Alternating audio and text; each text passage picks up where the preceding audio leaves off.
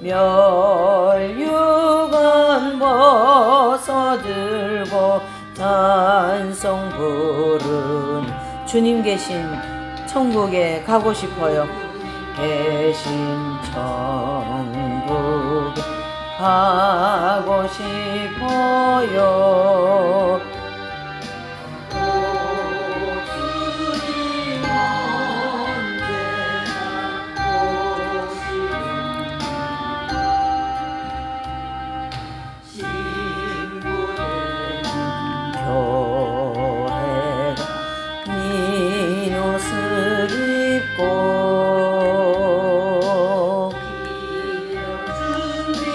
다 해놓고 기다리오니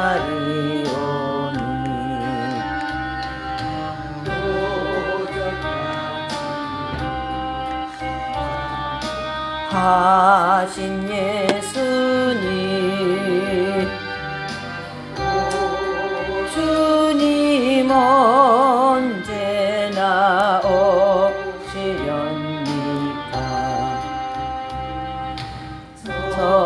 천년을 하루같이 기다린 주님 내 영혼 간절히 사모하오니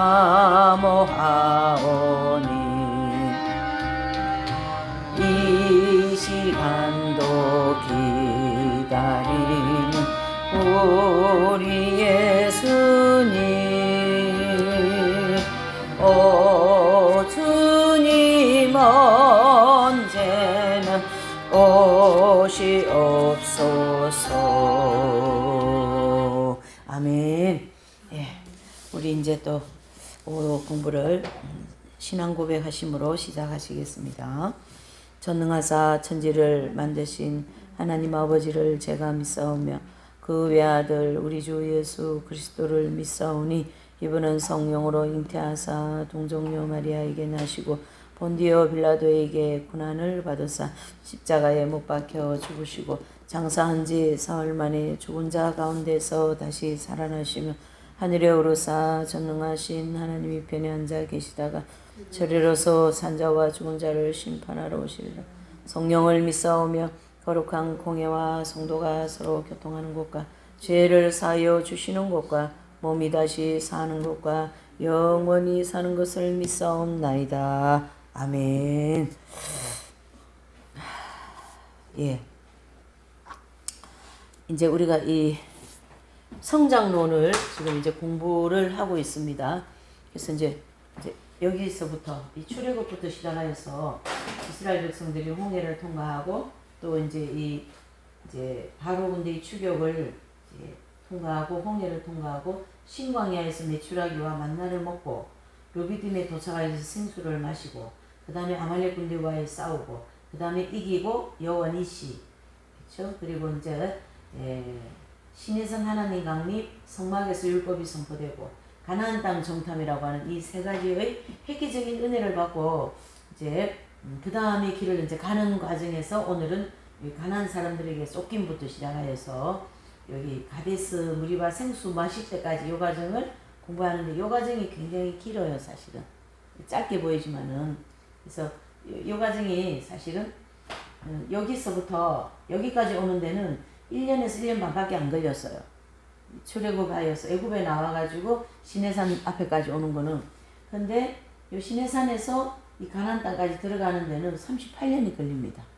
그만큼 이 과정에서 시간을 거의 다 잡아먹고 여기에서 우리의 모든 하나님 나라의 먼지만한 것도 가져갈 수 없는 것을 다 여기서 잘 깨뜨리기 때문에.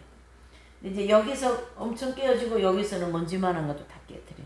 이런 원리가 이제 이 이후부터 적용이 되는데 오늘은 요 흰 부분 여기에 이제 해당되는 부분을 공부를 해 보시겠습니다. 자, 모형적인 진리는요. 민수기 14장에서 19장의 내용을 보면 이제 우리 모든 사람들의 옛사람 즉 자아를 깨뜨리는 과정에 대하여 모형적으로 잘 기록되어 있어요. 그래서 이스라엘 백성들이 가나안 정탐 후에 가나안 정탐이라면 이 시간 이후거든요. 예, 이 시간 이후 가나안 정탐 이후부터 이스라엘 백성들이 이제 그 하나님에 대하여서 불신하고 반역 그렇게 하는 일들이 많이 일어납니다. 그래서 하나님은 그 가운데 진노하셔갖고 그들을 그 60만 명을 그 광야에서 죽이려고 작정을 하셔요. 그래서 이 60만 명 죽이려고 하는 이 60만 명은 광야 즉 애굽에서 나온 사람들, 예? 그 사람들을 이제 싹 다 죽이시고 광야에서 새로 태어나는 60만 명을 만들어서 가나안 땅에 들어가게 하시고자 하시는 하나님의 섭리가 있다. 이래 보셔야 됩니다. 그리고 이제 60만 명을 이제 들어가지 못하게 했는데, 그러니까 이제 이스라엘 백성들이 하나님의 명령을 어긴 명령이 하나 있어요. 그게 바로 뭐냐면은 가나안에 들어가서 전쟁하지 말라 그랬어요. 그런데 이스라엘 백성들이 불순종을 해서 모세의 명령을 하나님 뜻을 거역하고 모세의 명령인 하나님 뜻을 거역하고 가나안 사람들이 살고 있는 산지로 올라가서 가나안 사람들과 싸우는 그 큰 전쟁에서 패배해버립니다. 그래서 이 이스라엘 백성들이 어디까지 쫓겨가냐면은 저기 호르마까지 쫓겨가게 되어 있다. 이렇게 봅니다. 그리고 호르마까지 쫓겨가고 그 이후에 이스라엘 백성들은 광야길을 쭉 돌아다니던 중에 모세와 아론의 통치권에 대한 고라라고 하는 사람이 일당이 그 모세와 아론의 통치권에 대항하다가 거기서 이제 또 패배하는 시간을 겪게 됩니다. 이제 그 시간이 요 시간이에요. 고라의 패역 사건. 예. 그래서 이제 가나안 사람들이 쫓기고 이제 패배 이전 가나안 사람들을 전쟁에서 패배하고 모세의 인도를 받으면서 쭉 가다가 또 이 고라라는 사람이 당을 지어가지고 우리도 지도자가 될 수 있다 해서 모세와 아론의 그 지도력에 지도자의 거기에 그냥 막 대항을 해버린 거예요. 돌을 던졌다 이런 뜻이에요. 그게 바로 고라의 패역이라는 사건입니다. 결국 하나님께서 이 아론과 모세를 아론의 쌍난 지팡이를 통하여 이 두 사람의 통치권을 인정해 주심으로써 큰 이 시험이 끝나게 되는 거죠. 또 이스라엘 백성들은 계속 광야의 길을 다니다가 가데스에 도착했습니다. 그리고 가나안 땅 정탐 이후에 가데스 그 도착할 때까지 죽이기로 작정하신 그 60만 명을 하나님은 이제 다 죽이시고 새로 태어난 백성들을 어떻게 해요? 가나안 땅에 넣으시겠다라는 것이 이 모형적 진리의 핵심입니다. 여기에. 예. 그러니까 이 모형적 진리, 그러니까 이래 보셔야 되겠죠? 이 가나안 사람들에게 쫓긴 이후부터 여기까지 하나님이 어떤 작업을 하신다요? 애굽에서 나온 60만 명을 죽이기로 작정했다. 여기. 그리고 그들이 다 죽고 나면은 새로 태어난 60만 명이 가나안 땅에 들어가게 된다. 이런 원리가 모형적 진리에서 접목이 됩니다. 그래서 우리 신약 성경에 보면 에베소서 4장 22절 24절 시작.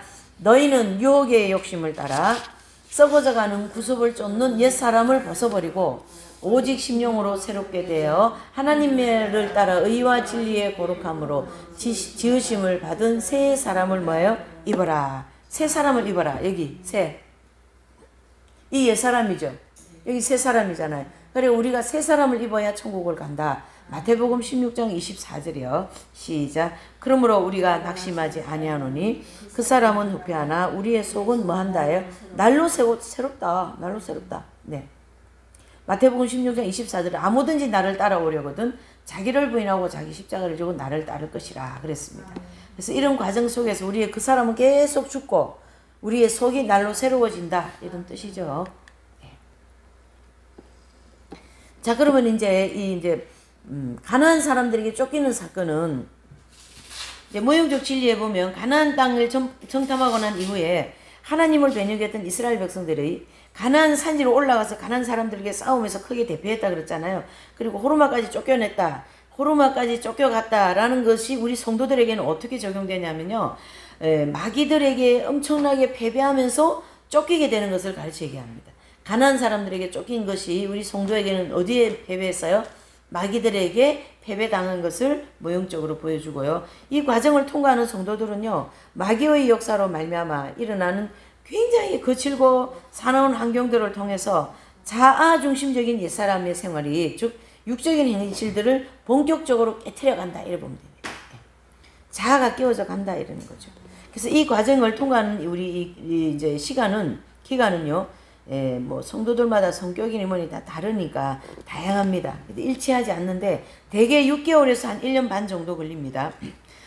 또 좀 성격이 강하고 아집이나 또는 혈기 또는 교만 이런 게 독선 이런 게 많은 분들은요, 이 과정에서 오래오래 걸리는데 약 1년 반, 1년 이상 걸리는 분도 계십니다.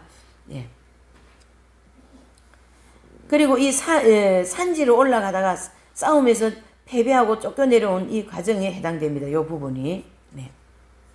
그래서 이제 그 십자가 이제 이 철로 역정에 보면 십자가 언덕을 내려가다가 잠자고 있는 자만 나타 천박을 깨우는 일이 있어요. 누가요? 이 이제 기독도 철로 역정으로 보면 이렇게 돼 있어요. 상황이 지금 철로 역정하고 진리가 접목이 돼야 되겠죠. 이제 이렇게 있는데 여기 이제 십자가가 있는데 기독도가 지난주 이제 우리 공부했죠. 이렇게 등짐을 치고 땀을 뻘뻘 흘리면서 이제 이렇게 십자가를 바라보면서 이제 가고 있는데 십자가를 바라보는 그 순간에 이 등짐이 툭 떨어져가지고 이 무덤이 있는데 여기 쑥 들어가더라는 얘기예요. 그래서 이 기독도가 이 경험을 하고 난 다음에 오는 경험이 바로 뭐라고요? 자만과 나타의 경험이거든요. 그래서 이제 모형적인 진리에서는 가난한 사람들에게 쫓기는 과정 이렇게 얘기하고 또 이 과정을 그 철로 역정에서는 자만 나타 천박을 깨우는 과정이다 이렇게 얘기합니다. 그래서 이제 철로 역정에서는 무엇을 깨우는 과정입니까? 자만과 나타와 천박을 깨우는 과정. 이것은 모형적 진리에 이스라엘 백성들이 가난 정탐 이후에 모세의 말을 거역하고 가난 사람들이 살고 있는 그 산지를 올라가다가 싸움에서 패배하고 쫓겨내려오는 과정을 얘기합니다. 그래서 이 과정에서 우리 성도들은요, 좁은 문, 효시의 적, 또 이제 십자가 언덕을 통과하면서 큰 은혜를 체험하였기 때문에 열정적으로 충성하고 범사에 좋은 성과가 막 나타나고요. 또 자기도 모르게 어디에 빠집니까? 자만심에 빠진다. 자기도 모르게 자만해진다 이런 뜻이죠. 그래서 철저하게 절제하며 극기 생활을 하다가 점점 대접도 받고 또 편안하게 지내기를 좋아하고 이렇게 성욕으로 사로잡혀 태만에 빠지게 된다라는 거죠. 그래서 하나님께서는요, 이 시험을 당하게 하셔서 실패의 선잔을 마시게 하기 때문에 천박, 즉 사람들에게 천대, 박대 그런 걸 당하게 되고 또 교만, 나태 그런 것이 깨어지면서 겸손하게 되는, 즉 하나님만 의지하는 그 순종하는 사람이 되는 거죠. 네. 그래서 이제 지금까지 설명은 여기까지 설명이에요. 네. 근데 이제 지금 설명은 여기에 대한 설명. 자, 그렇게 보시면 세 번째로 보면 고라의 패역과 아론의 쌍난 지팡이죠. 그래서 고라의 패역은 민수기 16장 1절부터 나오고요. 아론의 쌍난 지팡이는 민수기 17장 1절부터 나오는 내용입니다. 그래서 이스라엘 백성들이 이 광야길을 통과하는 도중에 고라 일당이 모세와 아론 통치권에 대한 패역 사건을 일으킵니다. 자, 이 사건이 우리 성도들은 가나안 정탐을 일시적으로 생명에 내조하는 그런 체험을 한 후부터 오랜 시간이 지나간 다음에요, 마귀의 역사로 말미암아 가까이 지내던 사람들이 반역하는 사건들을 중심으로 일어나는 사건이에요. 이 사건은. 그래서 이 고라의 패역의 이 연단은 특징이 자기와 가까운 사람들과의 관계에서 일어나요. 그래서 사역을 하면 오른팔같이 일을 같이 한 뭐 부목사님이라든가 또 뭐 오른팔같이 가까이 생각했던 사람들이를 통하여 돌팔매를 맞는다 이런 뜻이에요. 그러니까 모세 주변에 이 백성들이 가깝잖아요. 그러니까 그 고라라는 사람이 모세를 막 손가락질하고 말이죠. 돌팔매를 던지고 너희들만 그 하나님의 지도자냐, 우리도 지도자다 이렇게 모세의 지도 그 어떤 권위에 대적한 거거든요. 고라라는 사람이. 그래서 이제 거기에서 큰 하나님의 이제 그런 그 징계의 사건을 만나게 됩니다. 고라라는 사람은. 네. 그래서 이 고라의 배역 과정에 나타나는 거칠고 사는 역경들은 주로 관계가 먼 사람보다 관계가 가까운 사람들에게 배신을 당하거나 갖가지 중상모함을 당하는 시험을 하게 됩니다. 그리고 이 과정을 통과하면서요, 우리 성도들은 세 번째 연단 과정과 같은 그런 비슷한 시험을 많이 겪게 되는데요. 특별히 많은 소유를 잃어버리는 그런 쓰라림을 경험하게 됩니다. 그리고 자아중심적인 행실들이 비교적 많이 끼어지는 가운데 연단을 받게 되는 거죠. 그래서 이 고라의 폐역 과정은요, 가난한 사람들에게 쫓기는 과정 이후부터 수년 또는 수십 년, 여기 이제 시간이 지나고 난 후부터 이 과정을 통과하는 기간들이 이제 뭐 다 똑같지는 않습니다. 예. 예, 그래서 어떤 분은 뭐 짧게, 어떤 분은 좀 뭐 한 6개월, 또 뭐 어떤 분은 좀 더 1년 내지는 1년 반 정도 이렇게 좀 많이 걸리는. 근데 고집이 세고 그러면 많이 걸리고, 고집이 빨리 안 꺾어지니까 많이 걸리지 않겠어요? 지금 주님은 이런 입장에 내가 너에 대한 이 부분을 내가 고치겠다, 그 작정을 하셨습니까? 그러면은 그 부분이 깨어질 때까지 거기서 하나님 역사하신다니까. 그러면 이래봐야죠. 너가 이기나 내가 이기나. 하나님하고 겨루어 싸워서 이길 사람이 있으면 나와보세요. 예. 그런 사람 없어요. 그런 사람은요, 없는데, 뭐, 야곱을 들어서 얘기하면, 야곱은 그 과정은 이긴 자격이 들어가기 직전이기 때문에 이기는 싸움이고, 지금 여기는 자아를 깨트리는 과정이기 때문에 아직 그까지 영적으로 성장이 안 되었다. 이래 보셔야 되는 거죠. 이렇게 이제 참, 이 목회하는 사람들은요, 이 고라의 폐역 이 과정에 들어가면요, 정말로 죽을 맛이에요. 왜 그러냐면, 성도가 돌팔매를 하거든요. 성도가. 그렇죠? 평소에 교회에서 열심히 신앙생활 하던 그런 성도가 어떻게 해요? 돌팔매질을 하면서 이제 모세를 막 반역하고 대적하거든요. 그 성도가 목회자에게 막 대적하고 반역하면은 그 단맛일까요? 쓴맛일까요? 쓴맛이죠. 말이 아니죠. 이로 말할 수가 없죠. 그래서 이 고라당의 배역에 대하여 하나님께서는 이스라엘 백성들에게 아론의 쌍난 지팡이를 통하여 모세와 아론의 통치권을 확정해 주신다, 이런 뜻이에요.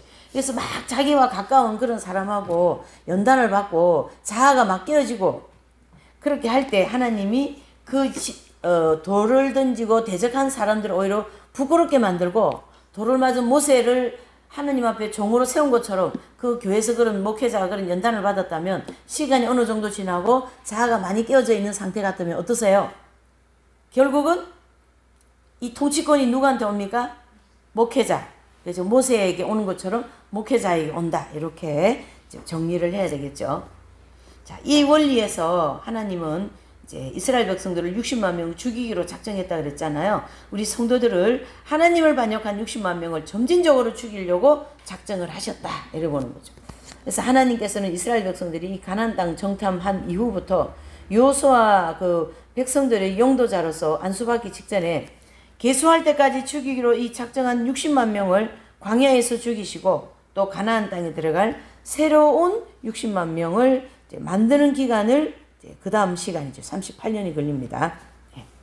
저도 이제 이 과정을 통과하고 있는 과정에 있는 사람 중에 하나로서 정말 자아가 안 깨어져요.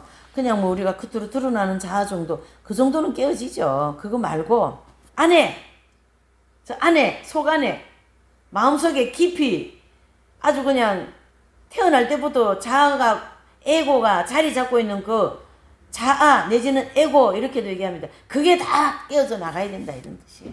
그게 얼마나 힘들겠습니까?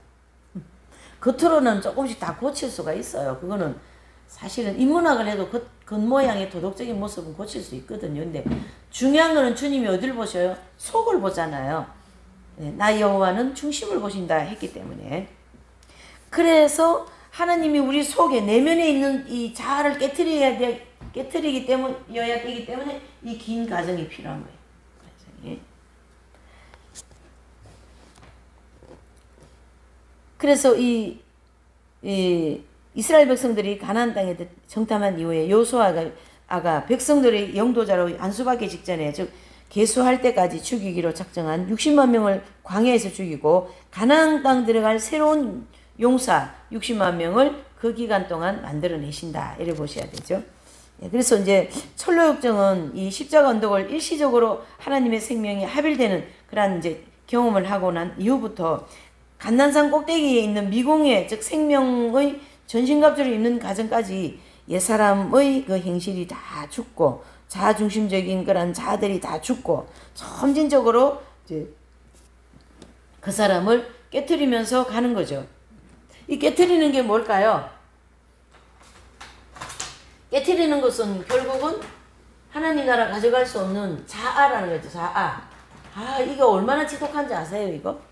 이게 바로 에고라고도 얘기하고, 애자는 사랑했자, 자기를 사랑한다는 뜻이에요.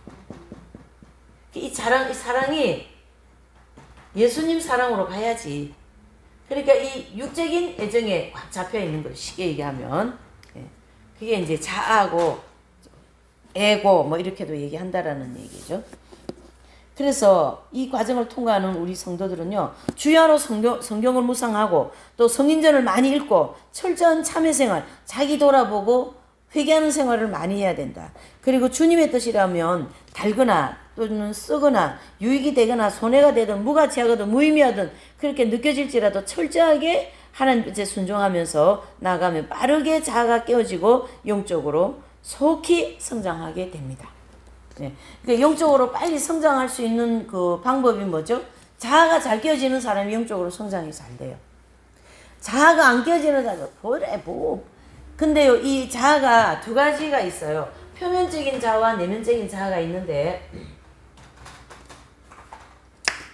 이 자아가요, 먼저 두 가지를 보면, 우리가 표면적인 자아, 그렇죠? 또 내면의 자아 이렇게 얘기하잖아요.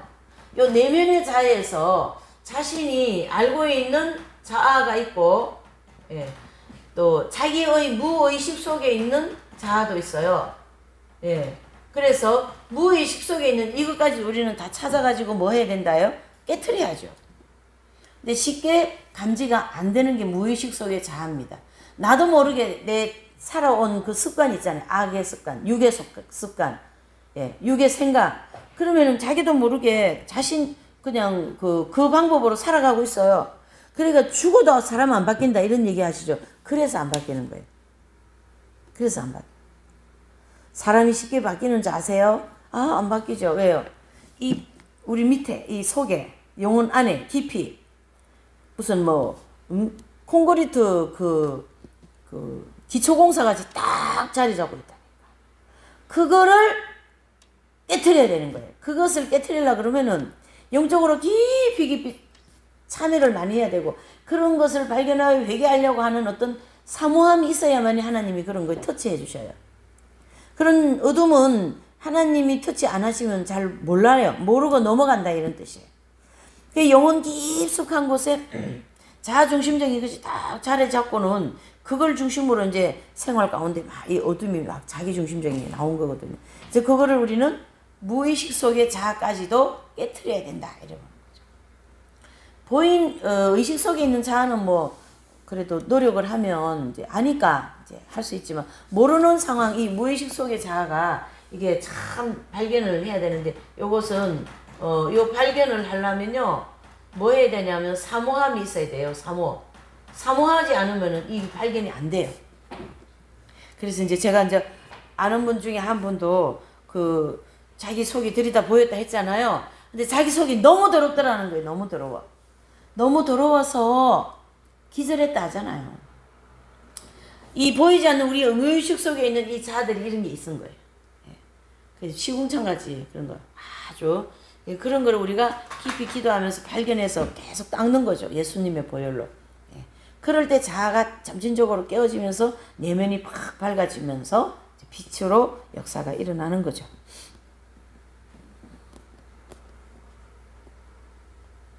그리고 주님의 뜻이라면 달거나 쓰거나 유익이 되거나 손해가 되건 무가치하건 무의미하건 그렇게 느껴질지라도 철저하게 순종을 하면 빠르게 자아가 깨어지고요. 영적으로 성장을 하게 됩니다.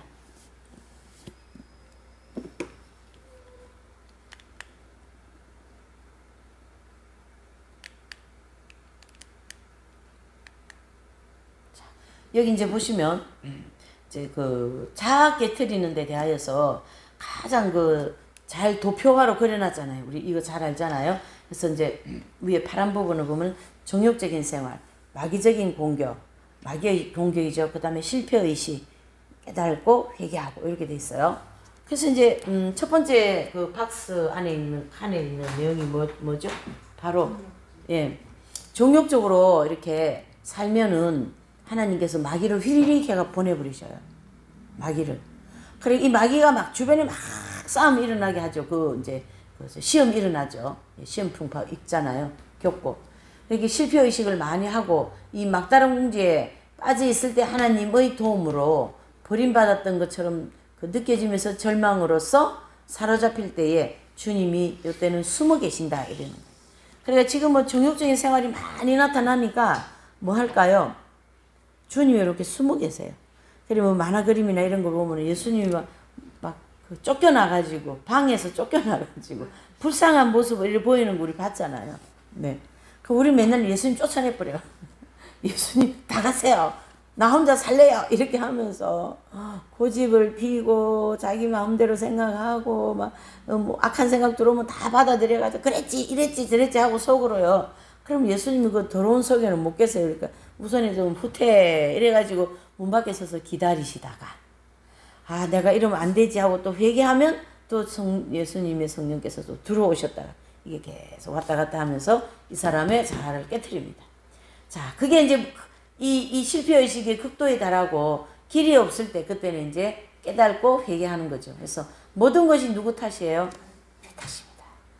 예, 제 탓, 이번에도 제 탓이에요. 괜히 말이지 주변에다가 말이지 부담 일으키고 말이에요. 이거 덕이 안 됩니다. 이래가지고 제가 그래서 제가 그랬어요. 다 제 탓입니다. 주님 제가 부족해서 그래요. 예.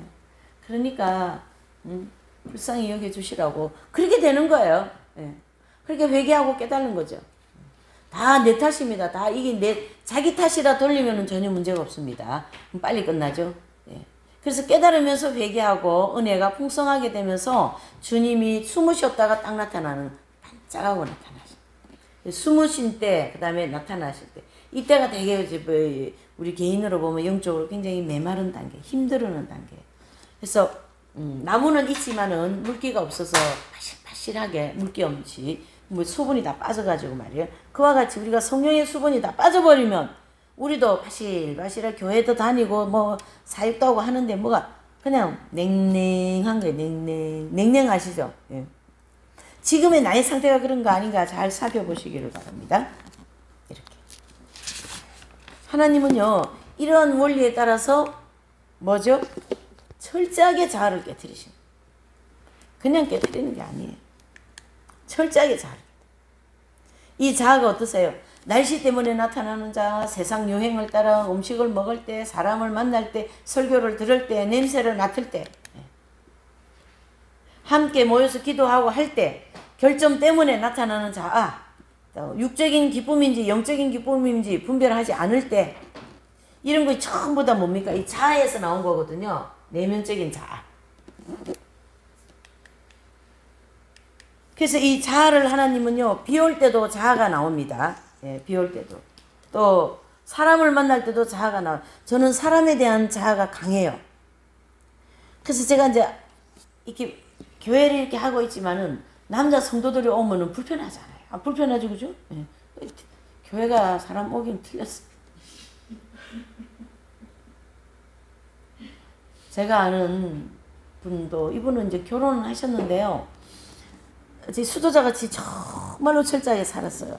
그래서 이제 자기도 그 사역을, 수도자 사역을 하려고 이제 그렇게 많이 이제 노력을 했는데, 그러니까 뭐 가톨릭 피정도 다니고 많이 했어요. 꼭 저같이 그렇게 살았는데, 한 날은 주님이 꿈에 이제 보여주시는데, 자기가 수도복 같은 걸 입고 있는데, 이 수도복이 쇠사슬이 묶여있더라는 거예요. 그래서 그 주님이 그 쇠사슬을 풀어주셨다는 하여튼 그 쇠사슬이 확 풀리고 그 쇠사슬 같은 옷을 벗고 확 풀고 튀어나가니까 막 그 시원하더라는 거예요. 그러니까 자기 나름대로 신앙생활하는 그 테두리에 자기를 가다 놓고 영적으로 못 태어나는 거예요. 그게 잘하는가 싶어가지고 그게 숨은 자예요. 자기중심적인. 날씨, 세상 유행 따라 음식 먹을 때 어떻습니까? 음식이 자아중심적인 음식이 굉장히 많겠죠. 사람을 만날 때, 설교 들을 때 듣기 싫은 소리 들리면 어때요? 아이고 듣기 싫어 이렇게 하죠. 그거 다 죄예요. 그거 회개해야 되는 거. 아이고 듣기 싫어 이런 거. 이 설교 소리만이라도 다른 거에 이제 소리 나면 우리가 듣는데 안 좋잖아요. 그러면 자아가 그걸 확 반응을 해버리는 거예요. 아이고 듣기 싫어. 이게 자아거든요. 근데 자아가 다 깨어진 분은 그냥 가만히 듣고 있어요. 듣기 싫어. 듣기 좋아. 이런 마음이 전혀 없다라는 거예요. 왜? 자기 중심적인 소리 듣는 놈이 없기 때문에 다 깨어져 나갔다는 얘기예요. 자아가 깨어지는 것은 그런 걸 얘기하는 거예요. 냄새 맡을 때 함께 모여서 기도하는데 나는 이렇게 기도하는데 당신은 왜 이렇게 기도하냐고 또 막 기도 가지고 싸움이 일어나는 거죠. 다 누구 중심이에요? 자기 중심. 결점 때문에 결점이 느린 사람, 빠른 사람, 말을 많이 하는 사람, 말을 조금 하는 사람, 무뚝뚝한 사람, 다변스러운 사람, 다양하잖아요. 그 전부 다 자아입니다. 유행 따라가는 것도 자아. 내 거 좋은 거 먹으려고 하는 것도 자아. 좋은 옷 입으려는 것도 자아. 그렇죠? 좋은 거 먹으려고 하는 것은 욕망 중에 어디에 걸립니까? 식욕에 걸리잖아요. 또 좋은 거 입으려고 하는 욕망 중에 어디예요? 애정의 무력. 사물에 대한 애정. 네. 무력도 마찬가지입니다. 이렇게 나는 이 좋은 것만 먹고 좋은 것만 가질래. 네. 그런 거죠. 요즘에 지난 대통령 부인인지 그분이 그렇게 옷값을 많이 썼다며요. 의복에 대한 자아가 상당히 강한 분이야, 그런 분들은. 그래가지고 이제 벌까지 받게 되죠. 벌까지 이 땅에서. 잘못하면 그 부분에 대해서. 그렇게까지 하시냐고요. 그렇죠? 하나님이 주신 권세를 잘 활용해서 오히려 나라를 이롭게 하는 그런 정신을 가지고 있는 분이 저기지. 국가의 어떤 그런 지도자지. 어찌 그래 나라의 살림을 가지고 자기 이익을 추구하는 그런 사람이 어떻게 국가의 일꾼이라 할 수 있냔 말이죠. 쉽게 말할 수가 없는 거죠. 네. 결점 참 경망스럽고 말이죠. 다변스럽고 너무 또 말을 안 하면 또 무뚝뚝 해가지고 그것도 또 옆에 사람 힘들게 만들어놓은 거예요. 세속적인 자아, 유행 따라가는 거죠. 신발, 화장, 용모, 자동차, 머리 형태. 요즘에는 머리를요, 이제 처음 들어봤어요, 저도. 머리를 갖다가 매일 아름답게 이렇게 꾸며 있잖아요. 뭔가 하고 이제 그런가 했는데 요즘에는 미장원 돈을 한꺼번에 한 달에 얼마 준대요. 그러니까 50만 원 이래 딱 주고 매일 미장원을 출근하기 전에 갔다가 출근하고 이래 한답니다. 예. 어떻습니까? 아주 머리에 대한 그죠? 예. 다 이쁘게 해야 되고, 내 마음에 들게 머리가 이렇게 미용이 되어야 되고, 다 그게 세상 유행 따라가는 형편이죠. 이 명절이나 애경사 때 우리가 자아에 빠지기가 너무너무 쉽습니다. 예, 명절이나 애경사 때는요, 이 자아가 혈육의 관계 모이죠. 또 뭐죠? 예, 주로 이웃 간의 관계, 이게 혈육과 이웃 간의 관계들이 모여가지고 자아가 폭발하는 때가 그때예요. 그러니까 그런데 안 가고 이런 진리를 아는 분들은 안 가려고 그러고 멀리 하려고 그러니까 그것 때문에 또 핍박을 받는 거예요. 그것 때문에 핍박은 아주 좋은 핍박이지. 축복이지, 핍박이지. 육적인 기쁨인지 영적인 기쁨인지 그 혈육과 만나면은 좋든 나쁘든 육적인 기쁨은 충만하잖아요. 혈육과 만나면. 손녀들 만나보세요. 손자, 손녀들. 손녀 만나면 막 좋아가지고 막 사죽을 못 쏜다 그러대요. 예. 아니, 그러는 분이 계셔요. 또 어떤 어머니들은 안 그러는데 어떤 어머니들은 막 그 손자, 손녀가 좋아가지고 막 뻑 넘어가는 그러는 거예요. 그 손자, 손녀가 우상 딴지 아니겠어요? 아들이 우상이 아니겠습니까? 이래 보는 거죠. 다. 그게 육적인 기쁨이고 영적인 일은 아니다. 이래 보는 거죠. 그 반대가 바로 영적인 기쁨이죠. 프란시스 성자 같은 분도 아버지와 아들이 그 혈육의 관계인데 그렇게 그 법정에서 옷을 다 벗고 아버지한테 옷을 다 둬버리고 오늘부터 나는 하늘의 아버지만 모시고 살겠습니다. 이렇게 영적인 그 원리를 깨달아간 거죠. 이 자아 깨어지는 과정. 이 자아 깨어지는 과정이요. 철로 역정에서는 뭐라 그러냐면 허례와 윗선 이렇게 얘기합니다. 여기 이제 여기부터 여기까지가 철로 역정의 자아 깨는 과정인 거거든요. 그러면 이제 이 과정을 어디입니까? 저기 여기. 그래서 이 과정들이 이제 다 여기 이제 칼빈은 기독교 강요 1군을 쓰는 과정이고, 그 다음에 베드로는 2차 전도 여행하는 과정이고, 그 다음에 이제 이 워치만니는 이 과정, 자아 깨어지는 과정, 이 과정을 말하면서 십자가의 주관적인 역사 이런 얘기를 하고 있어요. 십자가의 주관적인 역사가 뭡니까? 이미 예수님이 십자가에서 우리를 위해 죽어주신 그 온총이 그 객관적이에요. 그걸 내한테 가져오는 게 주관적인 온총인 거거든요. 그래서 이 과정에서 그 주관적인 온총을 통하여 자아를 많이 깨트려 가신다 이래 봐야 됩니다. 이 과정. 그 다음에 이제 이 웨슬레는 점진적인 성화다 이런 단어를 썼고요. 이 과정에 대해서. 또 히브리서 기자는 하늘의 은사를 맛보면 성장한다 그랬어요.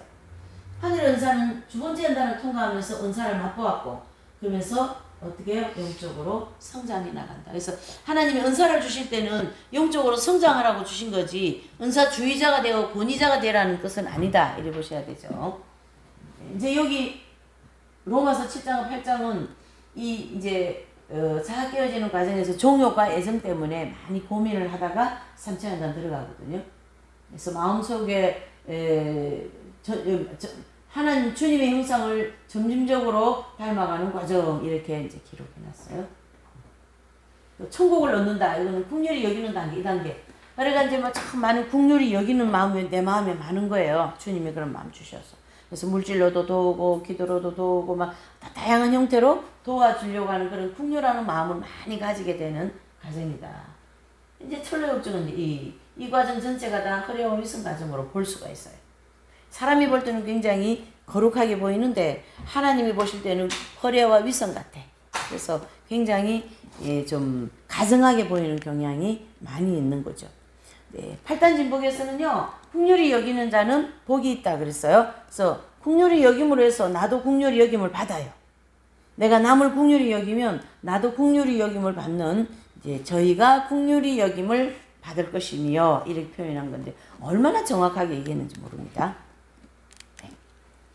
그래서 이 자아가 깨어지는 과정에서는 하나님이 38년이라고 하는 긴 영적 훈련을 통해서 우리에게 이렇게 다양한 환경을 허락하시면서 지금 저와 여러분들에게 가지고 있는 자아를 깨트리면서 데리고 가고 계시는 과정이 있다. 아멘이시죠?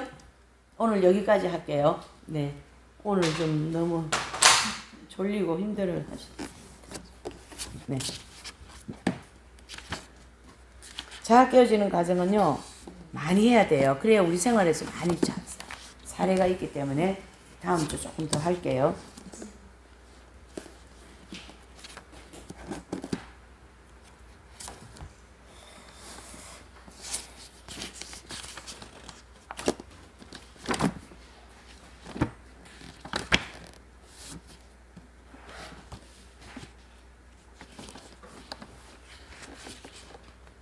우리 31장 한 장 부르시고 또 마칠게요. 기도하고 31장